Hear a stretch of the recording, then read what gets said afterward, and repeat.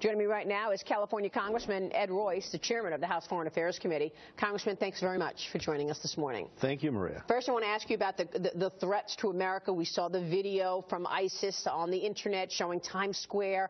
How credible are these videos? Should we be worried?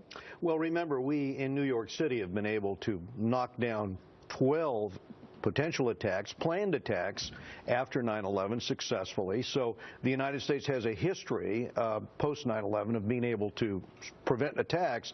At the same time, clearly, ISIS is trying to carry out those attacks, and now they have a safe haven with their caliphate where they plan and train people, and that's what's so dangerous here. And they have clearly begun to infiltrate the flow of refugees. Well, they did. Obviously, the bomber who blew himself up outside of the stadium in Paris, he himself was carrying a Syrian passport, had come in through Greece with that refugee population. So what's the answer here? Talk to us about the bill that is in the House right now to make it stricter and tougher for refugees to get into the country. The president has said already he will veto that.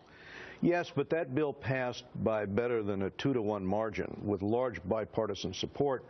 And what that bill does is try to have a vetting process where right now the FBI have indicated to us that they don't have the data to really vet. They don't have the intelligence on many of these individuals. And remember, even in the case of some of the Iraqi refugees, we later found out 4 of them had been terrorists. So what we're saying here is that we need that in place, and we need the director of the FBI and Homeland Security to sign off by attesting that we have got the capability to vet. And we want to see that in place. So that we can protect American citizens. Can the president prove that the vetting process can, in fact, be done effectively? I mean, when you talk to us about the vetting process, we all know that America has a huge heart, that we want to keep our borders open. However, when you consider the fact that ISIS has infiltrated the flow of refugees, how do you vet? How do you get the information you need? Well, 2 points here. One is, having the president assert this is not to us as the solution. The solution is to have the director of Homeland Security, of the FBI. They need to attest to us that, because they're the agencies that have raised the concerns with Congress about not having the background on these specific individuals. Second, if the president is really concerned about this situation, Maria, why didn't the president, in the first place, authorize the use of the airstrikes to stop ISIS from taking this territory and helping to create this refugee flow?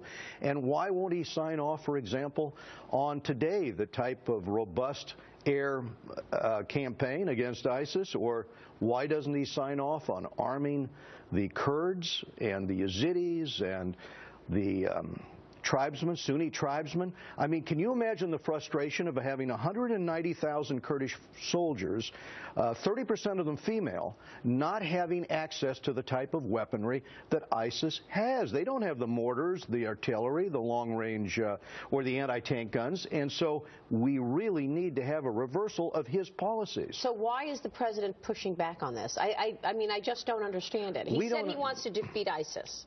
If he wants to defeat ISIS, then why not support the suggestions that have been made all along to have not just a air campaign? We've got 3,500 U.S. trainers and special ops and forces in the region trying to help the Kurds and the Sunni tribes that are fighting ISIS. Why not allow them to have the weapons? Why not authorize our pilots to be able to hit these targets?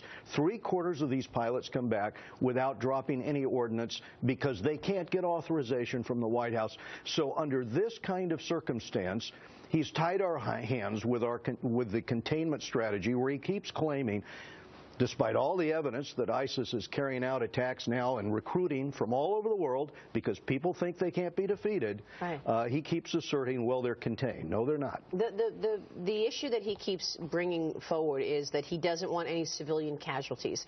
I mean, if we've got so many of our airstrikes that are actually, at the end of the day, not working because they're not actually hitting the targets because there are civilian casualties, is that the answer? Is that what he keeps saying? It's not civilian casualties. He's saying, I mean, look at what the French just did to hit, I think it was 4 of the training camps of of ISIS. They said, well, those are training camps. We're going to take those out after the Paris bombings. We must allow our pilots and those on the ground, our spotters with the U.S. military, and we must allow the Kurds and Yazidis and others that want to do the fighting to take the fight to the enemy. And this idea that you're going to not only avoid casualties, but you're not even going to offer a safe zone, which in both political parties, people have said, protect the Sunnis, Yazidis, and Kurds up in the north by offering a safe zone so that the refugees have a place where they can be safe.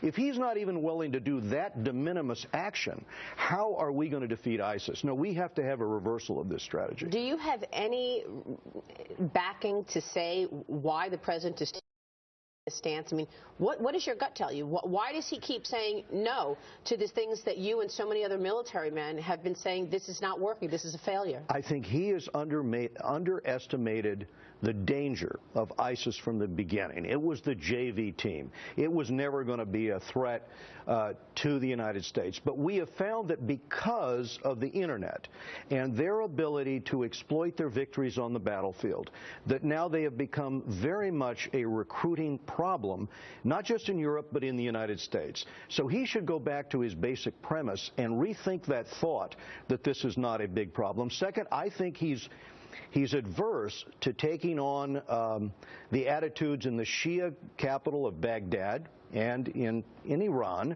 by actually helping the Kurds, helping the Sunni tribesmen fighting ISIS, helping the Yazidis. Why? Because that's not in the interests of those Shia-led governments.